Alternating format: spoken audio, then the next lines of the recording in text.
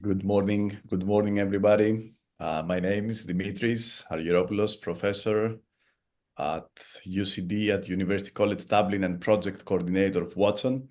A warm welcome to the first webinar from our cluster entitled Traceability and Verification in Food Supply Chains, the Technological Perspective. We are a cluster of 8 European projects working on different aspects of traceability verification in food supply chains in Europe. And we hope that this is the first in many webinars to come, where we will get to showcase different aspects of the projects and, more importantly, present the results and outcomes of the work being carried out. It is our pleasure today to provide an overview of the different projects involved and to have a sneak peek into the different technologies that are being implemented and tested in different regions throughout Europe. Thank you all again for joining us. Before we get started, I would like to go over some basic housekeeping to ensure that the event runs as smoothly as possible. The session is being recorded and it will be posted on the Cluster Project website shortly after the event. If you have any objections, then please raise your hand now or let a member of the organization team know. Please turn off your camera and mute your microphones. Use the chat function and we will address them. We will address your questions and comments during the question and answer session. Captions are available. Kindly click on more and then language and speech, where you will find an option to turn on automated captions. Let's move on to the agenda that we have today. We have presentations, as already said, from 8 cluster European projects. Those are Alliance, Q's, FishEUTrust, C2C, THEROS, Titan, Watson, and TealHelix. This will last for about an hour, and then we will have approximately half an hour for your questions, for the questions of the audience. About our speakers, we are very happy to have here with us today Kostas, a postdoctoral associate from the University of Thessaly. We'll talk about alliance. We have Kun Han, PhD candidate from the University of Wageningen. We'll talk about Q's. We have Neves from Joseph Stefan Institute. We'll speak about FishEUTrust. Sebastian Gaide will speak for C2C. Dimitra, scientific project manager at the ICCS Institute. For THEROS, Edward for Titan, Truls from our project Watson, and Tim from GS1 Germany will speak about TealHelix. We can kick off now with the first presentation.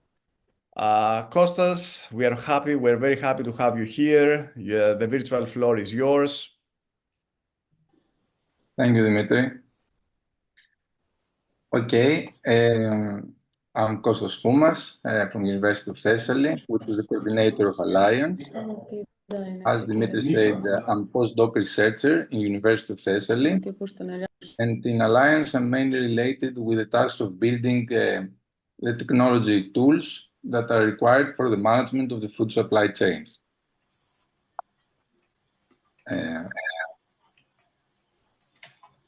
Okay.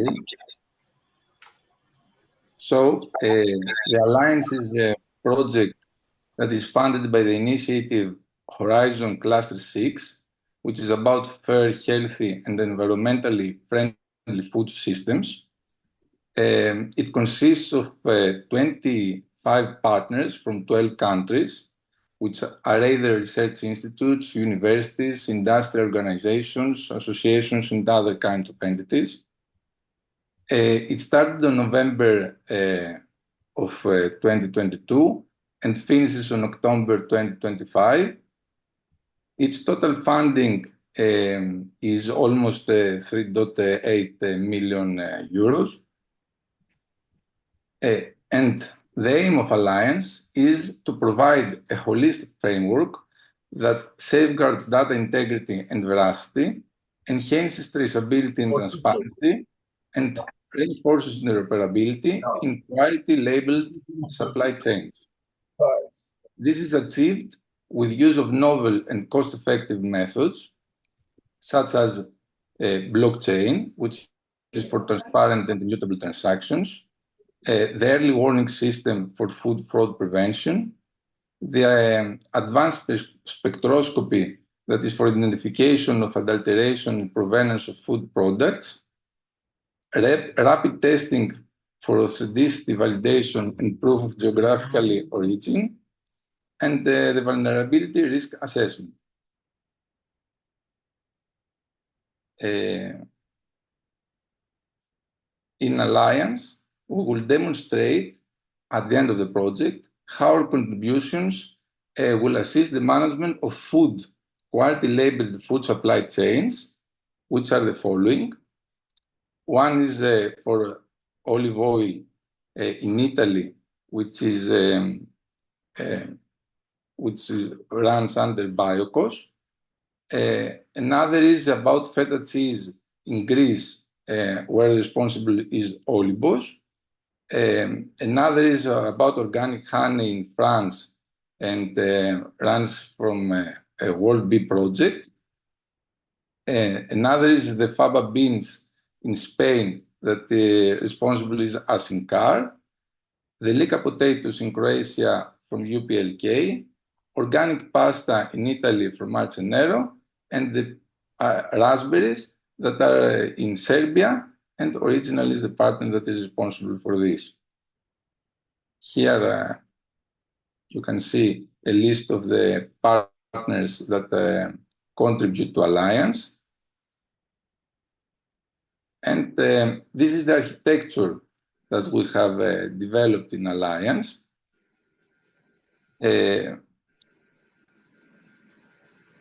Here you can see a list of the technologies that we use and how they are interconnected. We use the next generation portable DNA sequencing that is used by a dedicated set of IoT devices for confirming the authenticity of the products. We use the blockchain technology that is for enhancing traceability with tamper-proof records. All data are stored in this layer. We have the AI early warning system for analyzing data performance metrics from various steps in the food value chain and detecting patterns and anomalies.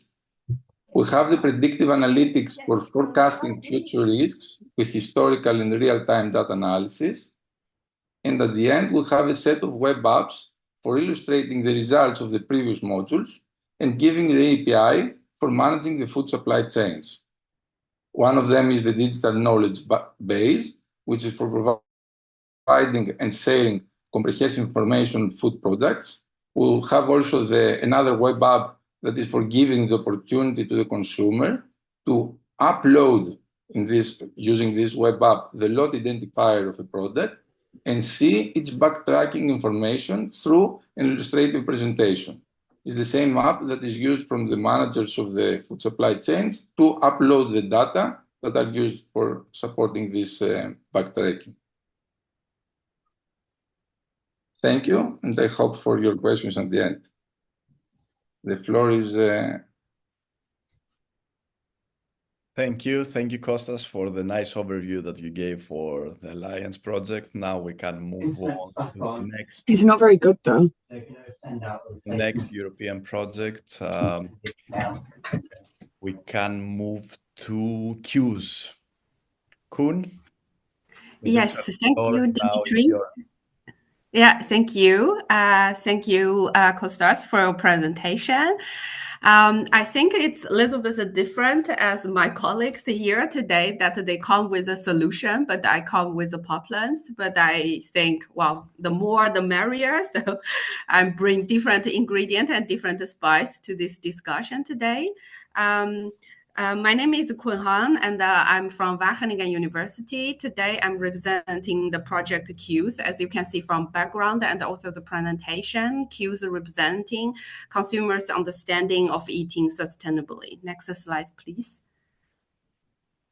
So a brief introduction about our project. So our Q's is focusing, as mentioned before, is about consumer eating sustainably, and we are focusing on the triple change. So we want to cultivate a culture that is supporting this initiative to help consumers to eat more sustainably, but also to have a policy dialogue going on to facilitate such conversation. So the policy and the culture change, but most importantly also, well, they are all equally important, that is about industrial change. So we want that to help together with the food value chain stakeholders to make our food value chain more transparent, traceable, and also trustworthy. And as you can see from the triple change part, that my work package is focusing on the bottom, the orange part, that about industrial change. So this is overall very quick information about projects. Next slide, please.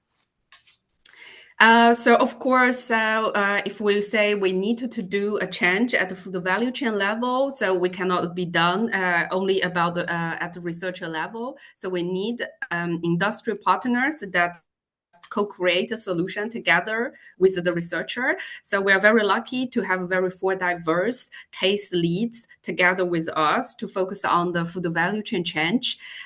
So we have a consumer organization from Greece that they are very dedicated to protect consumer rights. We have also a consortium from Italy that is focused on foster innovation. And we also have a business association that representing small and medium-sized enterprise in the food sector from Hungary that's with us in this work package. And last, we have also an alternative protein startup from Iceland called Loki Food that is also working as our industrial partner together to make our food value chain more transparent. Next slide, please. Yes. So as I mentioned before, that our work package adopts participatory action research. What do I mean by that? Is that we are really value the stakeholders' knowledge combined with researchers' analytical skill. Then together we are address practical challenges such as making our food value chain more transparent and all the associated problems. By this way, then we can balance between the theoretical depths, but also the practical applicability. So in some of the research that the stakeholder or the actor of a value chain that is normally being considered as a research context or the research subject, but in this approach that they are also an active partner together with the research partner that they are creating knowledge together. And such approach, we do it in a iterative circle. So we have the inquiry, the action planning, pilot testing, and the reflect evaluation. So I will elaborate a little bit on how it works in our project, in my work package particularly. So we are going to conduct, this is our year one. So our project is relatively young. So we are at this phase that we just conduct our first workshop. But every year in the coming 3 years, we will have 3 more workshops together with our industry partners to conduct different themes of workshop together in the 4 cases that I have mentioned. So in Hungary, in Italy, in Greece, and also in Iceland.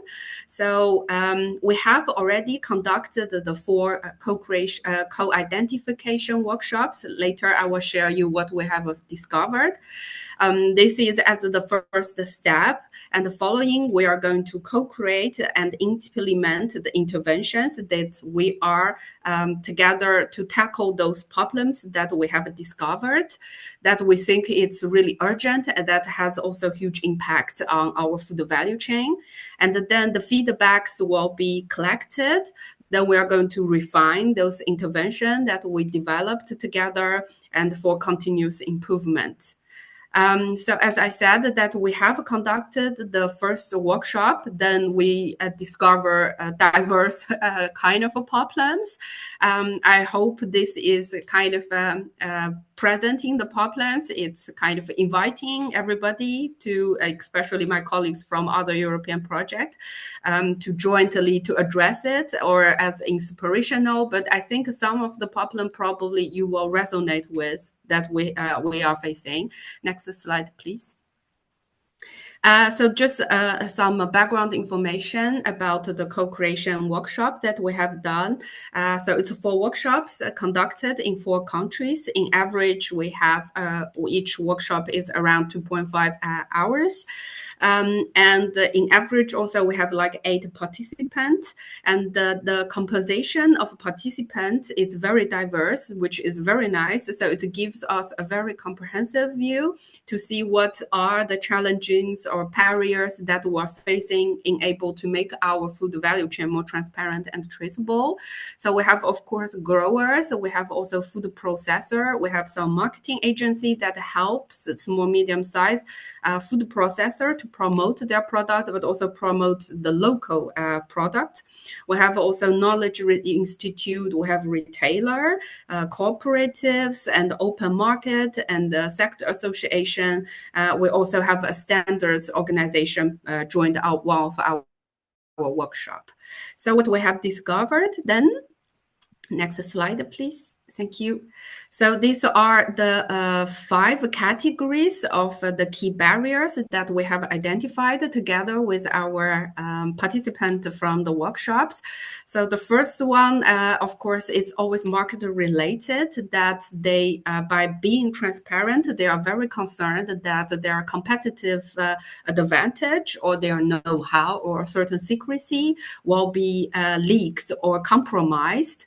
And also that we always saying that we need more transparent, more from consumer side. We need more transparent for the supply chain or for the food value chain.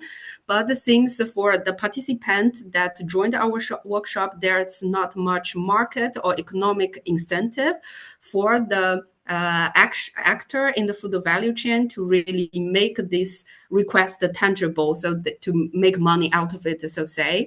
And some participants also mentioned that the consumer is very price driven, so they are very sensitive about price.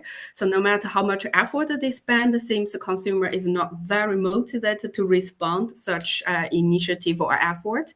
Another one that has been over stressed also through the workshop is about this regulation. We say it's unfavorable. So the regulation is either too strict or too complicated to understand, but also there is a certain area that the actor wish that the legislation or regulation to be in place, but it's missing, which made some of which created certain gray areas that some companies are taking advantage of, and also some they say, okay, we are doing a lot, but some other people or some companies they don't do anything. We wish there could be some penalties created to reward those are conduct well, and also to kind of give a penalty for those that are misconducts. Another thing is more about at the organizational level, because we're more focusing on small and medium-sized companies. So they all stress that the knowledge and the know-how and also capabilities to understand about transparency measures, to implement transparency measures or traceability measures is quite difficult. They don't have enough capacity and knowledge to launch such initiatives. And another thing that is quite commonly discussed also is about more technical, so it's more about the data. So it's difficult to collect the data or to understand the data or how to use it. Some of participants said that they have outsource such task to a third company, which costs them a lot. They also mentioned about some issues about certification, which I actually very happy to see that one of my colleagues, I think from Costa's presentation from Alien's project, they are also dealing with some certification issues. So I'm very much interested to learn later. So the last one is about relational. So they were also talking about that they need more collaboration among the value chain stakeholders. So as I said, instead of bring a solution, I actually bring more problems.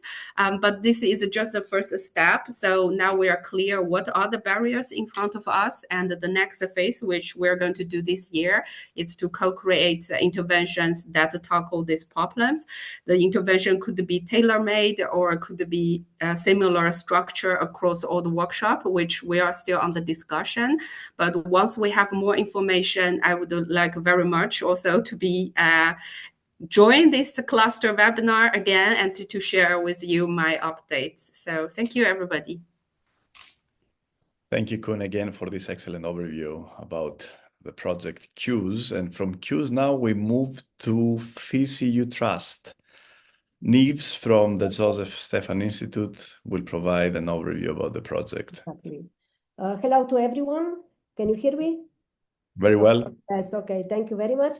I didn't make any introduction of the project, but I will jump directly into the traceability system that we are developing in the FishEUTrust project, which is one of the topics that we are dealing with.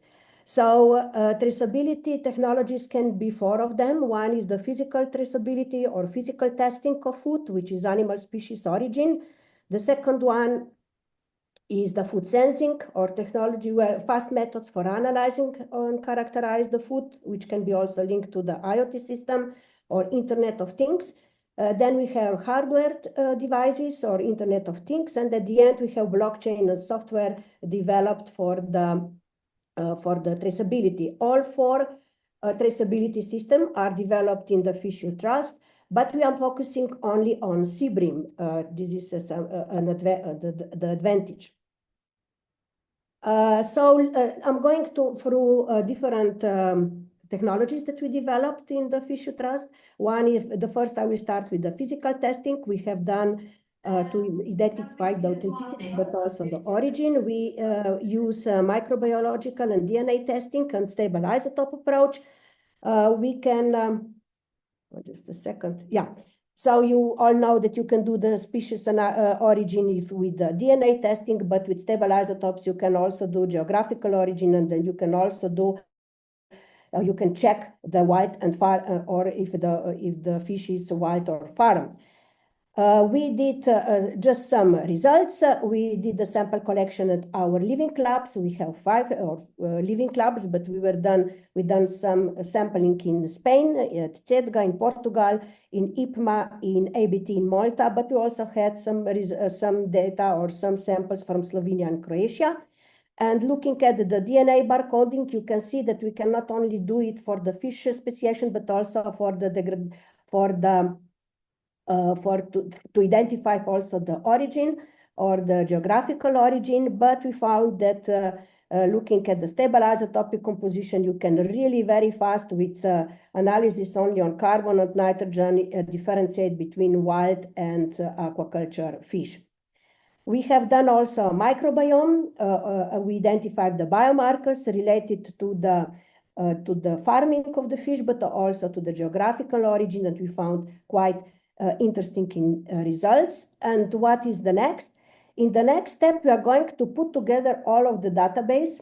We can do some analysis individually, but now we are applying the artificial intelligence in order to find the appropriate biomarkers that we can check which biomarkers are the most appropriate to identify the origin and also the farming process. Then in the second, looking at the sensing, we developed smart control system for quality and safety. These are 4 smart systems. One is related to the freshness. The second one is related to the biological safety. So we developed electrochemical sensors targeting the bacteria. Then also the chemical safety targeting the antibiotics and also toxins. We have the first demo session at our last meeting in Portugal, where we actually developed, I'm sorry, I was too fast, where we actually developed, we were testing these devices. And now in the next steps, we are going to integrate the devices together that they can be available for the consumers to test them, or stakeholders. And then looking at the digital solutions, we can integrate digital solutions such as See for Tomorrow benchmark, Food Track. We have also Cobalia that is also available, but we want to integrate it into our platform. And we have also the prototype for IoT system for fish farms, but also to track the sensors or to track the temperature during the storage. And we developed the innovation platform. So the architecture has been already developed. We want to obtain all the information possible from our data from the literature, to integrate with our other infrastructure, and also to validate this platform in our living lab. And at the end, we want to product the passport QR code in blockchain that can be used for the badge digital passport containing essential data. But this is still under discussion, which data will be available for our passport. And here, if you want to follow us, I would like to thank you for your attention, and follow our project at our website and also our social media. Thank you. Thank you, Nives. Thank you. On time. From the traceability systems in the EU, in the FishEUTrust, to C2C, but I suspect we will focus more on blockchain technology here. Sebastian? Yes. It's time. It's time. Thank you, Dimitri. So I am Sébastien Gaïd, co-founder and CTO of TealHelix, one of the C2C project partner. So I will present you the C2C project on a technical point of view. So C2C is found in this Genesis sentence, innovative blockchain traceability technology and stakeholders engagement strategy for boosting sustainable seafood visibility, social acceptance, and consumption in Europe. So let's see how we are working on this project. So the C2C project focuses on the deployment of an innovative blockchain-based traceability technology to enhance trust and transparency in the seafood sector. In doing so, the project seeks to increase the visibility and the consumption of sustainable seafood across Europe. Consumers are increasingly looking for transparency in the products they buy, including seafood. But yet seafood often has a complex origin and lacks clear information on its provenance, species, fishing techniques, or sustainability. To remedy this, the European Union is implementing environmental and food safety policies aimed at making seafood production and consumption more sustainable, inclusive, and safe. However, a number of challenges remain, such as lack of digitalization, the absence of suitable tools for food traceability, the difficulty of linking sustainability and traceability of EU seafood products. So the C2C project is part of this effort. It's a 4-year project, so we have started in July 2022, and we will end in June 2026. We are 14 partners from 6 European countries. Okay, so why C2C? The aim of the project is to answer the question, where does my seafood come from? Also, we work to enhance trust, transparency, traceability in the European seafood sector. Also to boost visibility for sustainable seafood actors and encourage multi-stakeholder dialogue on social innovation. What we expect from this project outcome is a healthier ocean, empowered consumers, and resilient global food system. How we plan to do that? First, we plan to collect data across the whole value chain. We plan to verify inputs from stakeholders. We are implementing a blockchain-based platform for transparency with a set of user-friendly applications for professionals and also for consumers. And with some AI or machine learning solutions, we will try to provide some insights to the stakeholders. We are working on a few case studies with different kind of fish, so octopus, sea bream, sea bass, rainbow trout, and meagle, all across Europe, and some project will involve also Ecuador on Peru. The expected impact are transforming seafood traceability through technology and encourage responsible consumption and industry innovation. So let's have a look of the data collection part of the project. So as stated, it's based on a blockchain solution. This technology allow to easily onboard a new traceability actor because we are using a blockchain engine with easy to install blockchain nodes. Blockchain also allows some independent audit capabilities, since data fingerprints are duplicated at every node. Of course, blockchain node allows immutable traces of the data. And sorry, the engine we are using is based on multi-chain blockchain engine. So everybody knows that sharing data across supply chain actors is a complex task. So at C2C, we have decided to leverage some already existing standards. That's why we are using EPCIS language from GS1. Not to reinvent the wheel, and EPCIS will be used to share data across all the traceability actors. We are using and implementing some technology to collect data. Part of them are hardware-based, such as the Medusa probe provided by Smart Water Planet.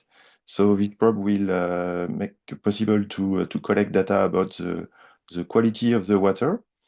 But also we are implementing software for the solution.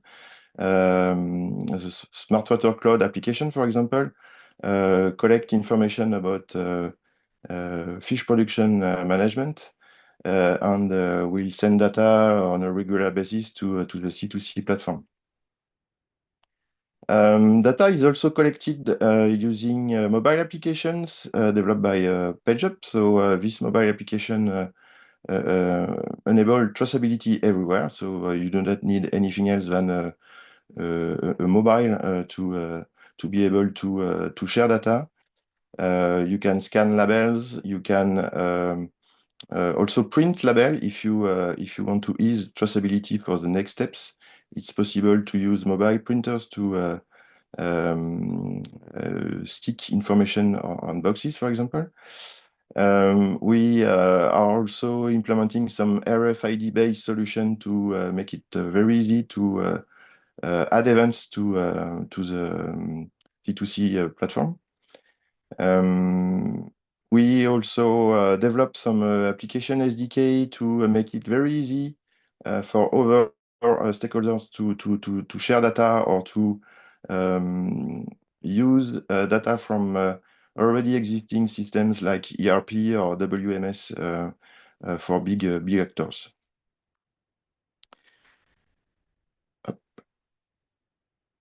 Once the data is collected, the C2C platform can be used to visualize all the aggregated information, to deep dive into supply chains, to get some reports, visual or raw data, and also to get feedback from the consumer. We will see that we have this part also in the solution.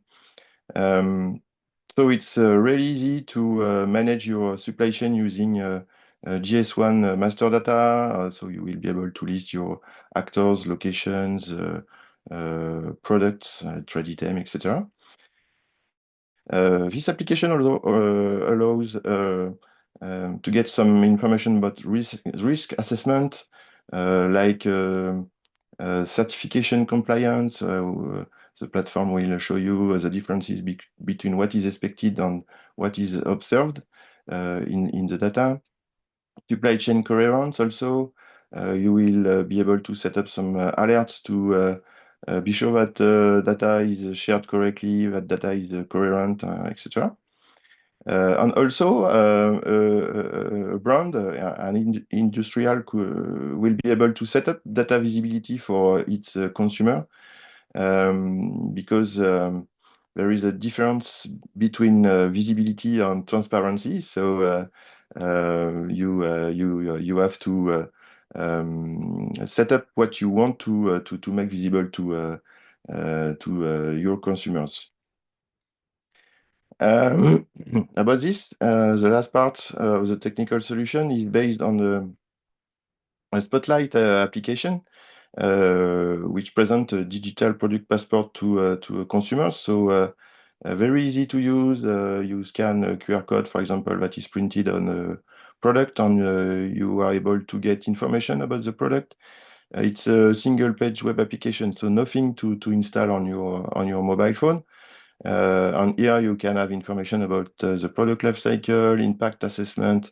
The brand can also provide some, photographs, videos, or marketing material to communicate about the product to the consumer, and make the consumer better informed to choose to decide to buy or not the product. Also, some feedbacks are possible from the consumer to the brand using some survey in the Spotlight application. So the user can rate the application, for example, with a 5-star system, or answer a question yes or no, or open question. So very easy to have a link to your consumers. So here is the whole picture, I would say, of the technological component discussed previously. But of course, technology is just one part of the solution.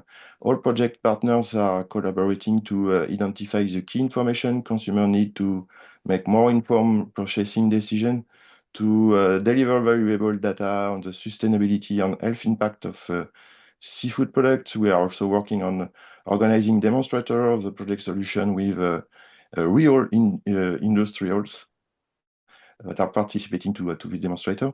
And we are working on sharing project insight and educate the public about the project outcomes. Thank you very much, and do not hesitate to ask questions in the chat, and see you in the Q&A session. Thank you again, Sebastian. Thank you so much for your presentation. We move now to Dimitra. Dimitra will present the project THEROS. Hi, everyone. I'm Dimitra, and I'm the day-to-day manager of THEROS project. And I'm very thrilled to be with all of you today and share some of the exciting advancements from the THEROS project. Today we will explore how advanced traceability and verification technologies can revolutionize organic and geographical indication food supply chains. This is where THEROS comes in, that aims to build a resilient system that ensures traceability and authenticity of organic and geographical indication products from farm to consumer. So let's move on. As you can see here, THEROS is a 36-month innovation action funded by the European Union with nearly 4 million. It's coordinated by the Institute of Communication and Computer Systems in Greece and tackles food fraud and non-compliance in organic and geographical indication food supply chain. Our project focuses on developing a comprehensive toolbox that combines multiple technologies to secure supply chains of these high-value products.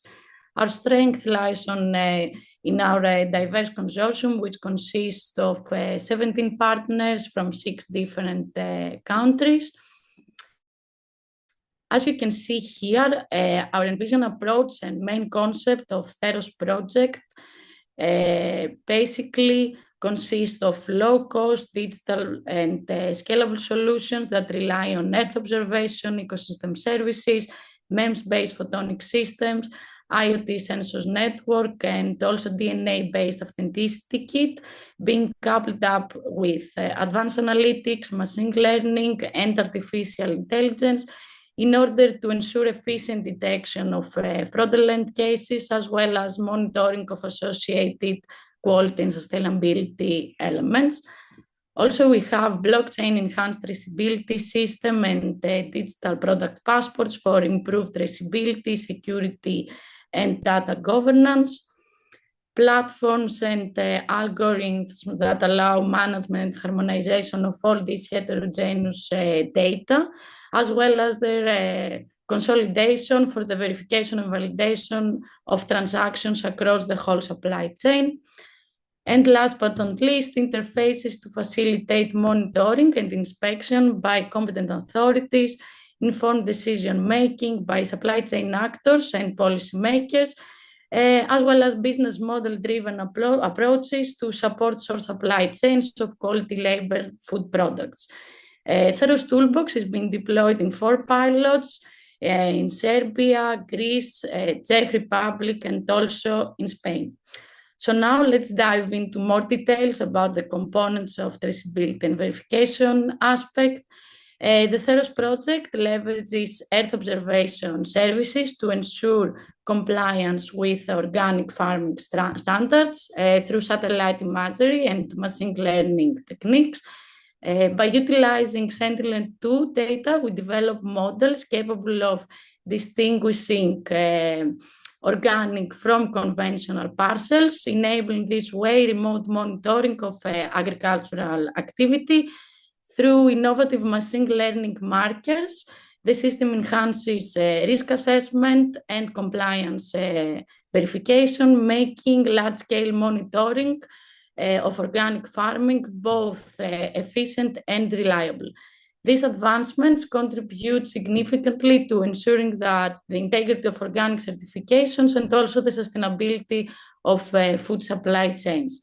Another aspect of this component is the carbon sequestration study that we do. We conduct analysis on how the adoption of organic farming practices influence the amount of CO2 that is sequestrated from the atmosphere and is stored to the soil as soil organic carbon.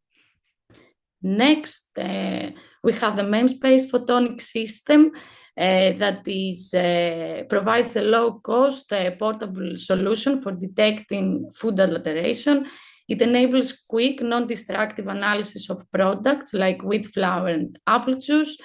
We have achieved high accuracy, particularly valuable for differentiating organic and non-organic products like oranges, contributing in the overall integrity of organic labeling. Another aspect is the food adulteration identification system, in which we acquired soil and food samples from the pilot partners, conducted hyperspectral scanning of these samples, and we are testing approaches for classifier and soil property modeling. The MEMS-based photonic system is also coupled up with a mobile application that is used to facilitate data acquisition from the spectrometers.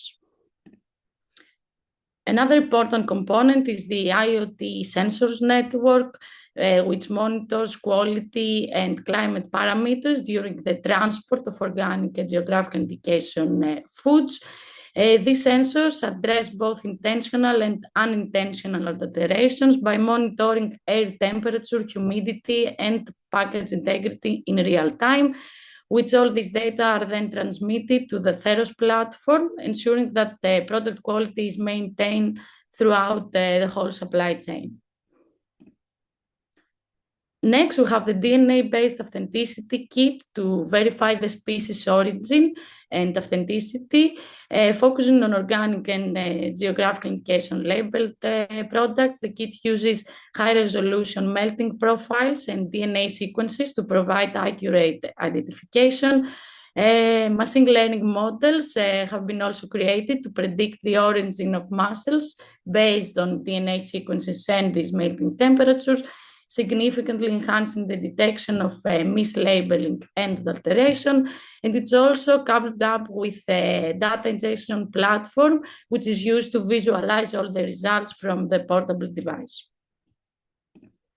Next, we have three of the other main components of the THEROS toolbox that is used for traceability and verification. First of all, we have developed the blockchain traceability system to ensure secure and transparent tracking of food products across the whole supply chain.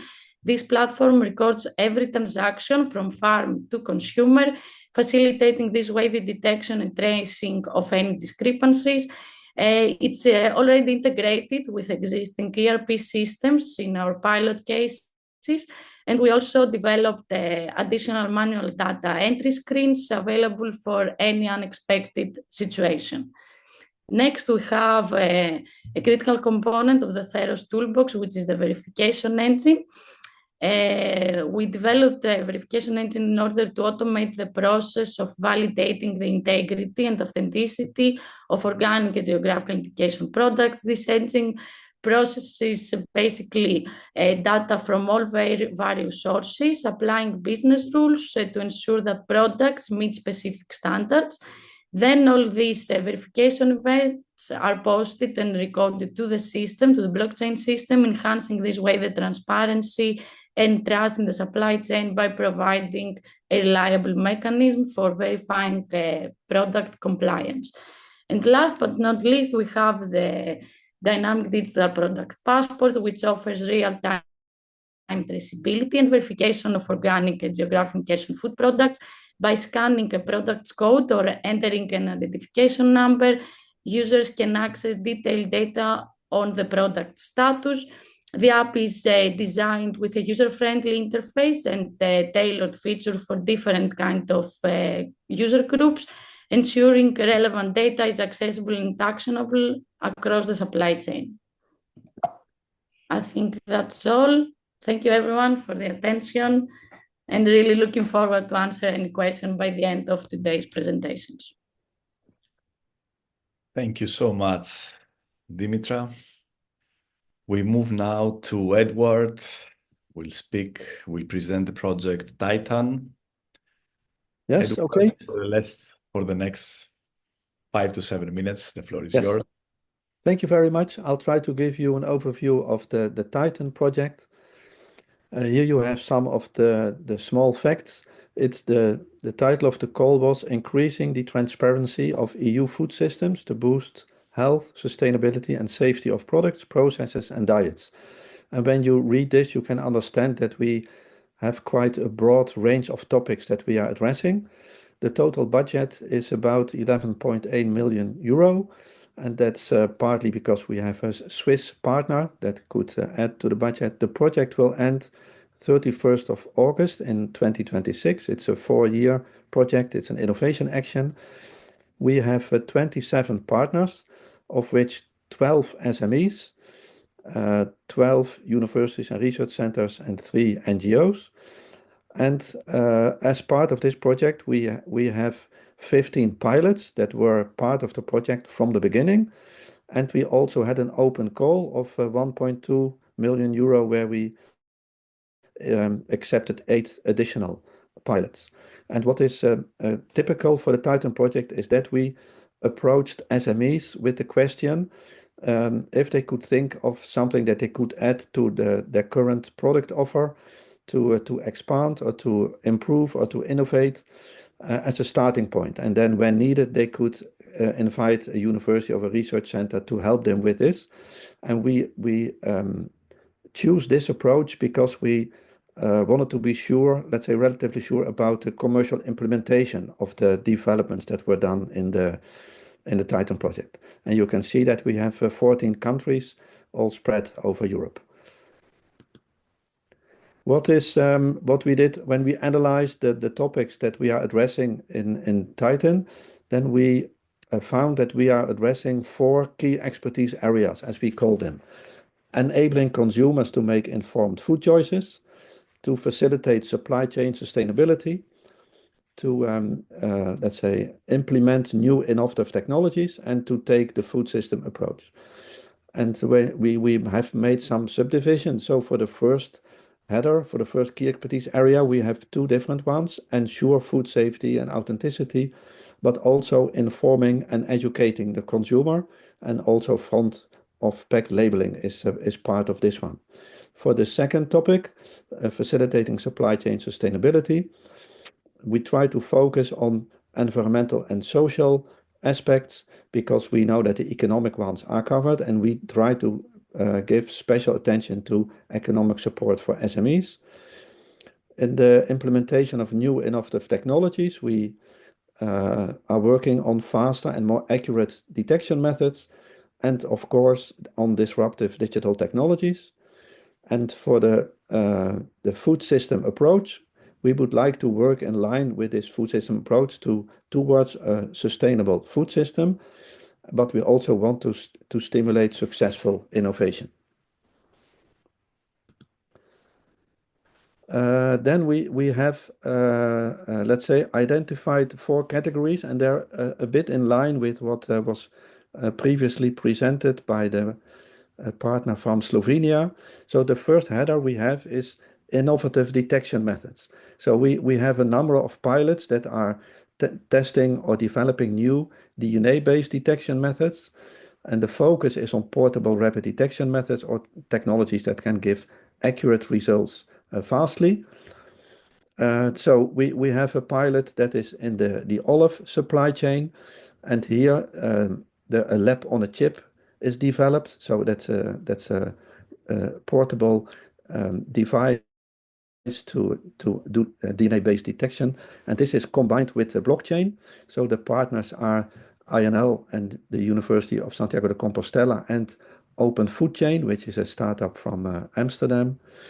The second pilot is about the traceability of food allergens, and this is done in flour from cereals. And here we have a combination between development of lab on a chip and artificial intelligence. And the last aspect is covered by AI Talentum from Spain. We have 2 pilots that are quite connected. We have Microbiome, which is a startup from Italy, and UCSC, this is the Università Cattolica de Cremona. They work together on omics technologies and on rapid detection methods to look into the microbiology of fermented food products and on the presence of pathogens in long shelf life products, in this case plant-based milks.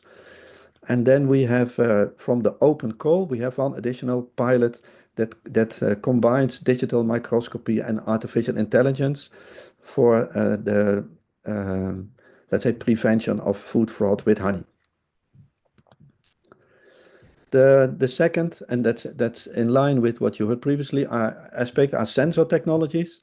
So we have several pilots that are developing and or testing new sensors that can give information about the freshness of products and thus the remaining shelf life. These are both from the open call, so they have a, let's say, a limited budget, and they are in Titan for a shorter period. TealFish, which is run by TealSpec, determines the freshness of fish, so it can give an indication of the remaining shelf life using a spectroscopic sensor. And we have the partner Color Sensing, which is also a Spanish startup, and they can put a sensor on the packaging, and in this case you see chicken, and that can detect with their color also the, let's say, the expiration date, make it flexible or dynamic. And they also work in combination with artificial intelligence, and that's something that you will notice. This was maybe not planned beforehand, but artificial intelligence is flying in such a way that it comes back in more cases than we had anticipated beforehand. The third topic that I would like to mention is Internet of Things and interconnectivity. And in fact, we think this is the main challenge that we have to solve, to connect all the sensors and devices that can give information that is relevant into one system, ideally for a partner, a user, in their laptop, so they can get in the data and analyze them, ask questions, and then they can take measures that are fact-based. So we have one pilot where Agro now, that's a Greek startup, works together with Symbiosis. That's a company that makes, let's say, foods that are healthy, that contain Greek herbs or honey. And they set up a real-time and intelligent data sharing platform for the verification of their suppliers. We have another one that is led by Agricolis, that is an Italian startup, and they develop what they call a new traceability tool to help farmers to grow tomato and rice more sustainably. That's because they have two pilots, one on tomato, one on rice. They're collecting information and help the farmers in this way. Total Control, this is a startup from Norway that is focused on reduction of food waste, and they want to develop a fully automated inventory system for the hospitality sector. Also connecting different sensors, also when the products come in, what is their shelf life, so that the chef can decide what to order and what to use that day, so that the food waste is reduced. We have from the open call with Sunibal, also a Spanish company, an integrated solution for enhanced tuna fishing, and in this case it's about preventing that too small tuna is being caught. And then we have with an Italian partner an advanced decision support system, and this case it's for vineyard management, but it's in line with what Agricolis is doing. And then I choose the wording, so digitalization in general. It's maybe not specifically AI or blockchain or IoT. It's more connecting more aspects. Two pilots have the goal to digitize and to improve decision-making process. And in this case, we're talking about online trade platforms. A special case is Consensio, that's a Spanish company, and they facilitate with the online trade for fresh produce between producers and retailers, and they learned that they don't speak the same language. So as part of the Titan project, they have a pilot to improve the language so that they agree, and that the retailers order the right products, that the farmers put it in the right packaging, so that when it arrives, it's happily accepted by the customer. And then from the open call, we have a similar approach, a unique data-centric platform that can synchronize supply with demand, and this is run by Agricorn. And then we also have blockchain, and I mentioned here open blockchain, the open food chain. They're involved in two pilots, and for them it's really important that it's not hidden, that the data is not put separate. They want to make it more accessible. And we have another startup which is Quality Chain, and they focus on affordable blockchain, because when you would like to perform blockchain maybe in the way as it could, it can be quite expensive. And for the smallholder farmers they are working with, or the small food processing companies, it should be affordable. So they made let's say a lean version of a blockchain. We have Agri Marketplace. They are setting up the supply chain for carbon certificates in almond production, and blockchain is part of the process. But of course, this is a complete setup with audits and verification and certification. We have Sakana, which is linked with the GDST in the seafood sector, and they will analyze the Vietnamese shrimp supply chain to free it from forced labor, and they work together with Open Food Chain on blockchain. Then I mentioned already Quality Chain. They work with small companies. They provide affordable blockchain. They also design really nicely looking QR codes, which was not part of this call, but please look up what they do. And then we have a unique pilot which came in with the open call is Chief Chain, and they go to events and then they produce their blockchain burger, and you can see the picture on the left.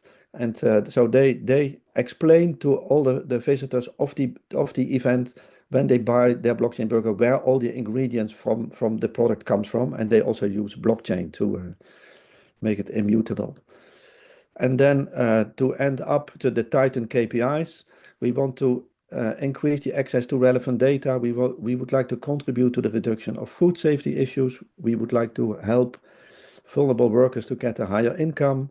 We would like, via our work, to improve the nutritional intake of vulnerable children, the reduction of valuable resources like water, more economic value for carbon storage, reduction of food loss and waste, reduction of food fraud cases, and more trust between food producers and buyers. And with this, I thank you all very much for your attention. Thank you so much, Edward, again. We are running, I think it's already 10:30 now. We have to move on. Truls will present our project, Watson. Truls, the virtual floor is yours.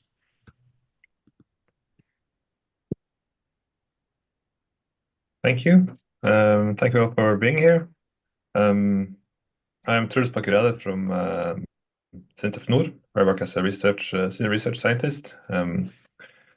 We're located in Tromsø, so we have quite a geographic range of the presenters today. Yeah, see, someone is using the cursor on this thing.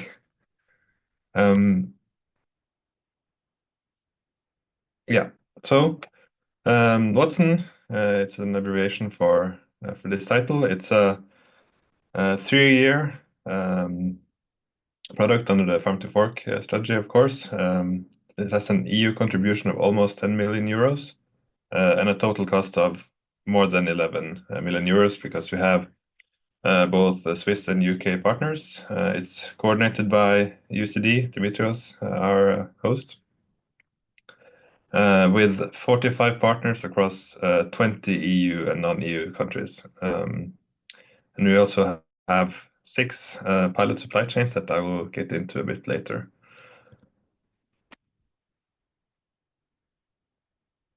The concept, it's kind of a fully vertical digital technology architecture. As people have described already, there are quite a lot of different IoT sensors, DNA-based sensors, circulators, spectroscopic sensors, other types of food scanning devices that we are using. This needs to be integrated into a solid back end of trustworthy data sources with some intelligence and application layers. And we also have the different user interfaces on top to present all of this different data that's being collected. That will be both through apps, web pages, digital food product passport, dashboards. So even though this is about technology, this seminar and session, I will present a bit of our results that will act as a basis and baseline for the design and development of the different modules in the project. So the first thing we did in the first work package is to conduct a systematic literature review, where we started with almost 600 articles concerning traceability, transparency, and technology in food supply chains. Many of these mention blockchain, but quite a few of them they don't really go into the needed depth, I think.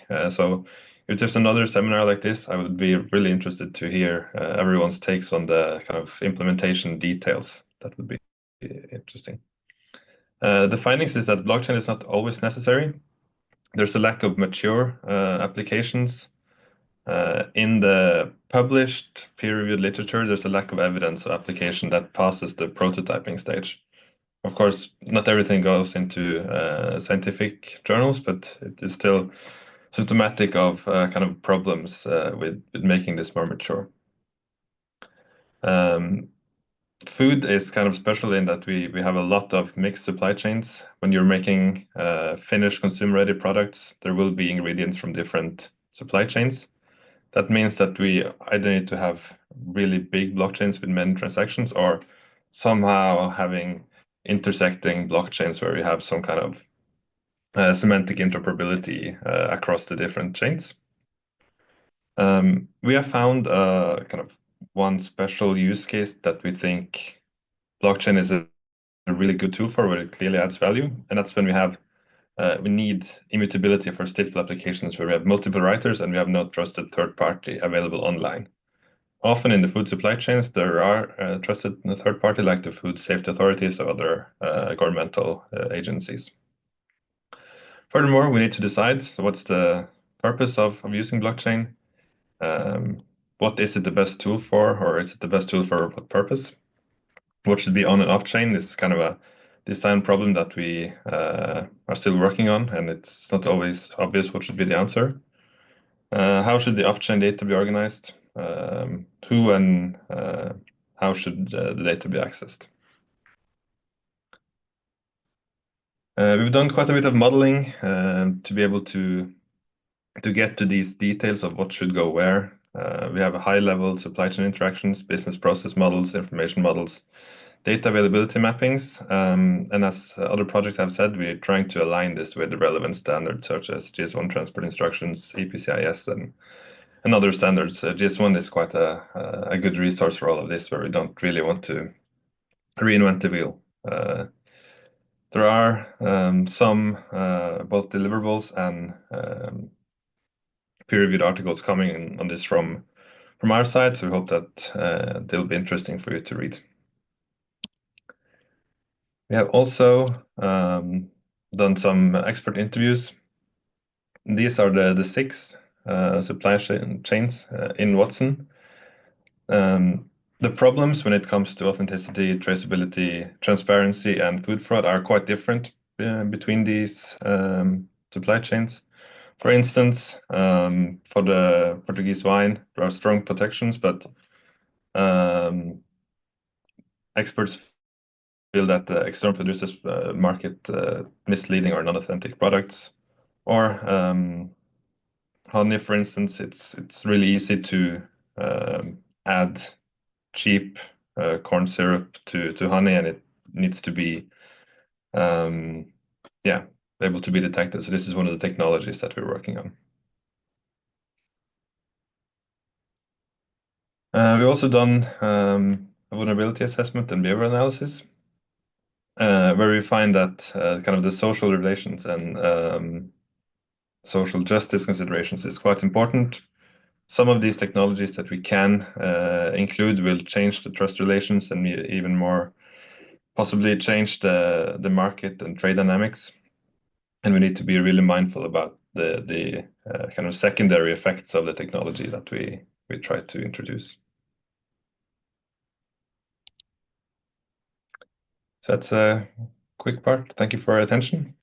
I'm also willing to take questions after the next presentation. Great. Thank you, Truls. Thank you. On time, presentation. Very good overview of the first results that we had in Watson within the first 18 months, I would say. Very good piece of work. We move now. Our final presentation today will be given by team GS1 from Germany. Tim, the floor is yours about the TealHelix project, if I Yes.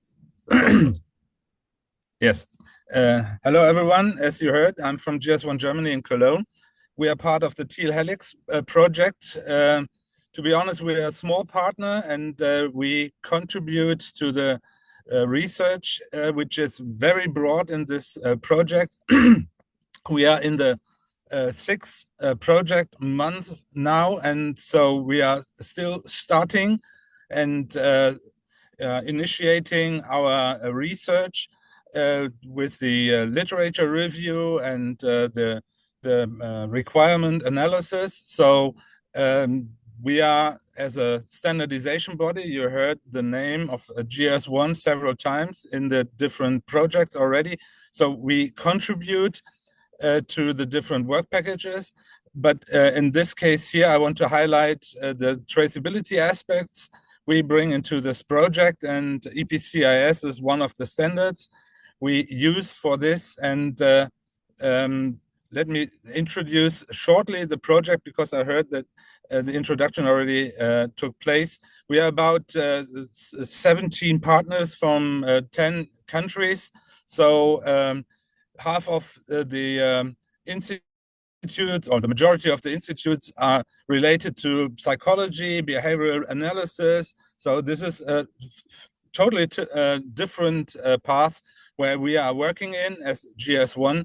But we have in common that we want to bring new ideas of healthy food and sustainable food to the consumers. And so we have the preparation phase, and then we have a pilot testing phase, and where we want to test with different tools which already exist and which we want to improve, the Claims Buster app and the Better Me app, and there will be a food compass developed, and all these tools will be tested in 6 different pilots, different countries. And we, as a GS1 organization, we are really looking also into the physical testing, because we have online and offline testing. So what is very interesting for all of you is that we follow the integrated approach that we bring in the standards, but they should be integrated in the different supply chain processes. We heard before master data, we have the event data or visibility data, and everything starts with identify. Identify is what are we looking at? We heard about the suppliers and the retailers who discuss which items they are exchanging, which produce and so on, give them names. We give them numbers. We work very structured. So identify is always the first step. And as you know, the global trade item number is the one number we use for identification. In another step, it's capture. It's the barcode, more or less, where we are looking at the cashier, but also in the logistic processes. You see the different labels. And so labeling is crucial for our project TealHelix. So we will discuss different ways of labeling sustainability on products. So finally, to share information across supply chain from the production to the end consumer. And what I have to switch. Coming back to the event-driven aspect, is that we look especially at the what, when, where, why, and how. This is standardized. The EPCIS is just a standardized interface which is freely available, and you can use it for your purposes. And we haven't already talked about blockchain or any other repository in TealHelix, so it's very open to any use in different projects. And what are the main assets of global traceability is that we really rely on identification. We heard about the party or the partner identification with the locations, the objects, these are the products, or even single items or batches of products. So data is master data, the description of master data, so they are also in the global registry. We can integrate transaction data. So this is ordering and invoicing and so on. And event data means the visibility of moving objects along the supply chain. So the key enablers are identification, data capture, and sharing, as I said before. But with these steps, we have to define the critical traceability events, where to track and where to take additional data and to match it, connect it to our traceability. And finally, we also have the opportunity to verify the origin of objects or the names of the partners and the locations by a verified service by GS1. It's also open and used also by governments, authorities to track where the product comes from. And then I just want to give an outlook on the future. As I said, the barcode is the main tool to connect to the products or the different granularities. In the future, we will have a 2D code on every fast-moving consumer good, and so we can integrate much more data into a smaller code, but we get an endless variety of opportunities, and so we can make sustainability really visible for regulators and consumers. And this is where we are discussing with our partners in the TealHelix concept project. Yes, thank you very much. Thank you so much, Tim. I would like to thank all the speakers once more. We can move directly now to questions and answers. I have received several ones from the audience on my chat now. I would welcome everybody, not everybody from the speakers, I mean, just to turn on your cameras. And we can kick off. We have approximately 15 minutes before 12 CET time. I would start with a question that I have received here for the TealHelix team. Is it possible to connect to digital traceability other information from the value chain belonging to food products, and which kind of data? Yes, very good question. As long as we can identify the different items, the different products with the number, and we have the 5 dimensions of the event, we can connect data from the IoT, from sensors to this. This is especially already developed in the traceability EPCIS 2.0 release. So it's really useful to make that, but we can also connect certificates and other information, documents, and then moving along the supply chain to everybody, to any stakeholder. Thank you, Tim. I have another one here. It might be for THEROS. How does THEROS differentiate itself? Dimitra, this question is for you. Hi. How does THEROS differentiate itself from other traceability and verification initiatives for organic and GI labeled products? Okay, great question. Thank you, Dimitrios. Basically, unlike conventional traceability systems that rely probably on paper-based records or single technology verification, the THEROS project integrates multiple advanced technologies into one interoperable toolbox. We use Earth observation, MEMS system, IoT sensors, DNA, blockchain, digital passport. All of these are coupled up in one toolbox, which is multi-technology integration for comprehensive verification. We use like Earth observation with MEMS photonic system, IoT with traceability, etc., as I mentioned in my presentation. We also, THEROS is designed to integrate with existing certification frameworks and regulatory bodies, ensuring seamless adoption. provides a centralized digital platform where multiple stakeholders can share and validate data in real time, which is the green accountability tool, which I didn't present here today. Unlike site-specific inspection, THEROS Earth Observation Ecosystem Services monitors scales up to a national level in the Greek pilot, and also a larger scale monitoring area in the Serbian pilot, allowing authorities to focus on high-risk areas for fraud detection.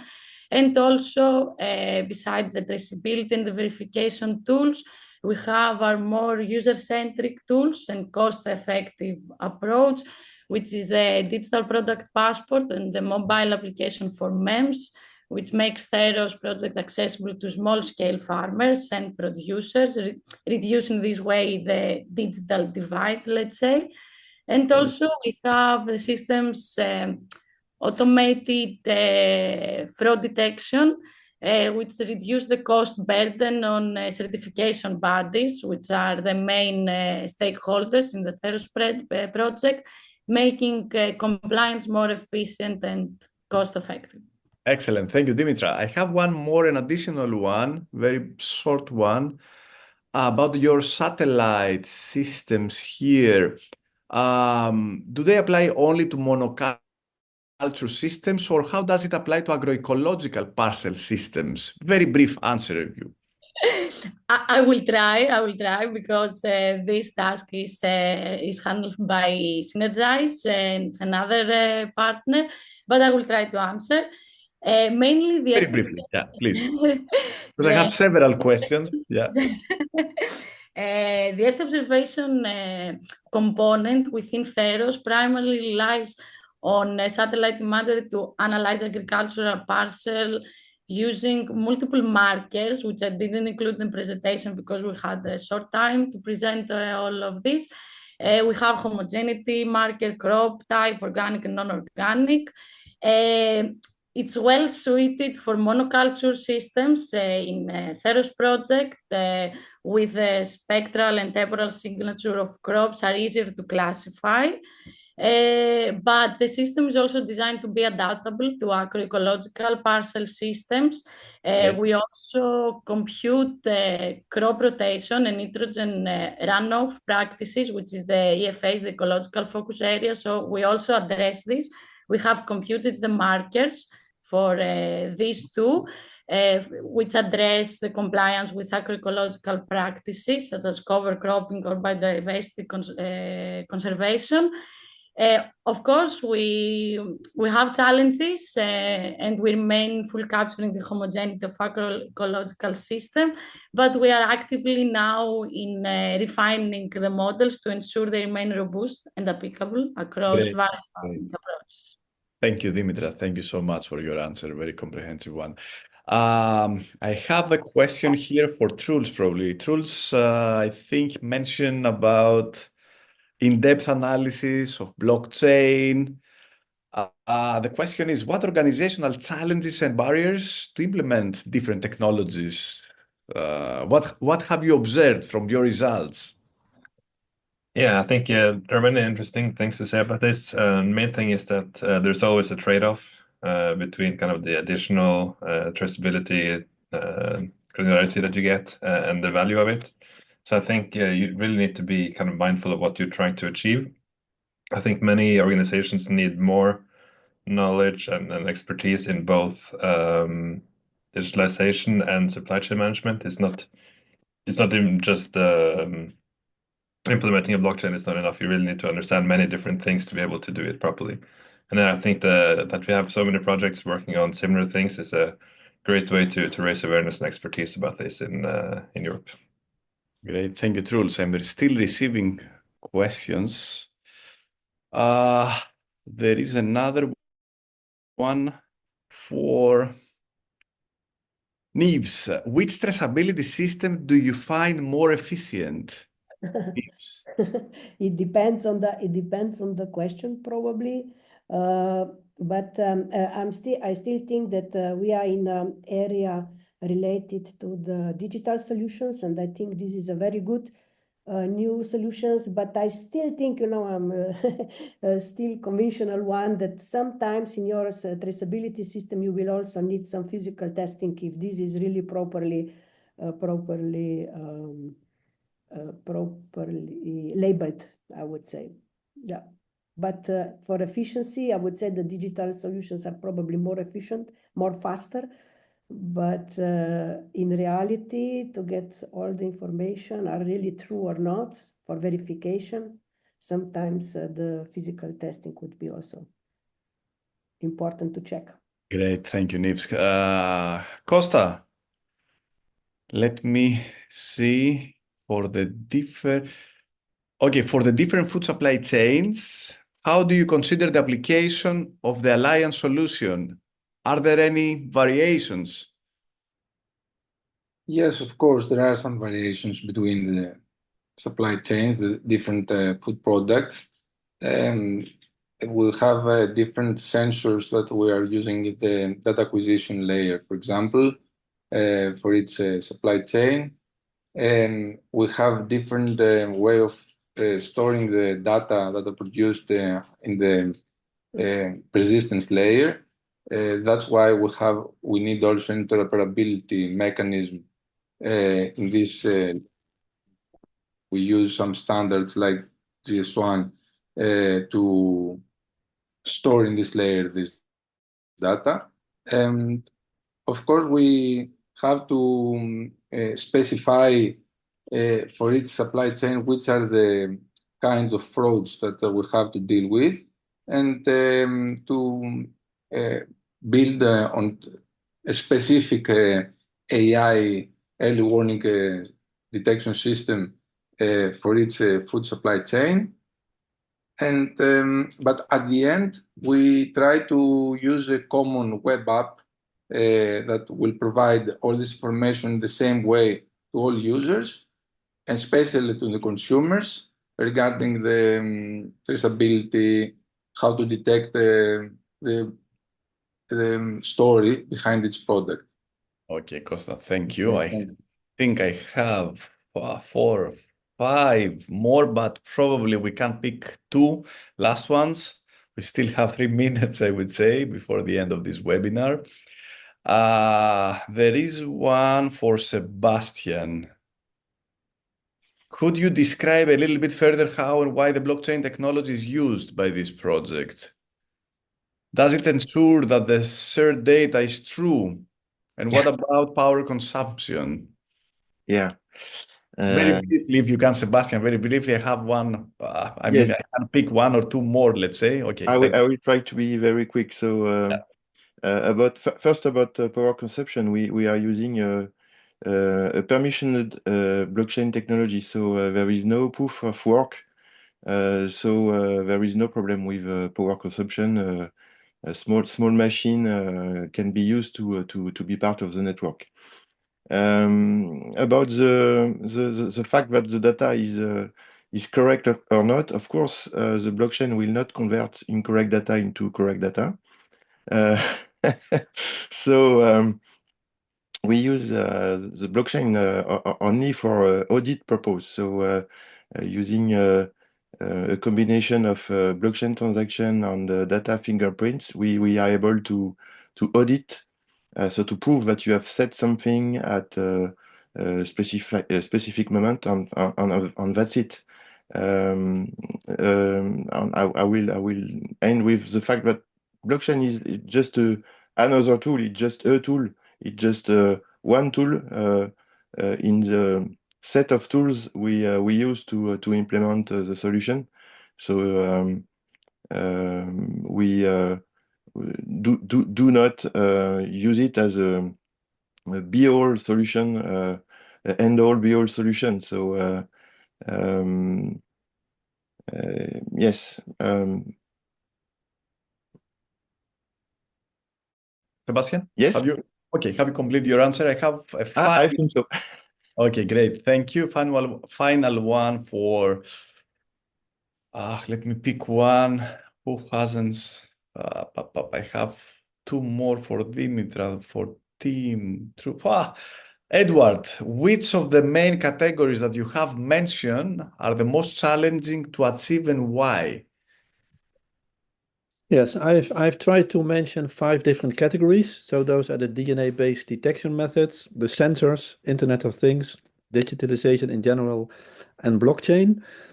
And I think for us, the most challenging is the Internet of Things. To let's say to reach a higher level where we can connect the input from different sensors in one, you could say, a computer system where it can be let's say studied, modeled, so that the user gets really good let's say results. I think for the DNA-based detection methods and the sensors, there are a lot of developments, and I think they can be implemented. There can be questions about the costs or if there's a good business case. But yeah, for me, the Internet of Things, that's the most challenging one. That's where we see the biggest issue to get this really solved. Yeah. Great. I would like to thank once more all the speakers for the excellent presentations of the 8 projects in this cluster. Also, all the participants for the I have some more questions, but we don't really have time now to do that. We keep in touch, all of us. I would like to thank everybody, the participants, and of course, Lisbon Council that make that real, organizing the event. John and Alisa from Lisbon Council, thank you so much, all of you. I would like to wish a nice day, a nice weekend, and we keep in touch. Thank you all so much. Bye-bye. Thank you. Thank Bye. you. Thank you. Bye-bye. Thank you. Bye-bye. Bye-bye. Thank you very much. Bye-bye. Bye-bye. Bye.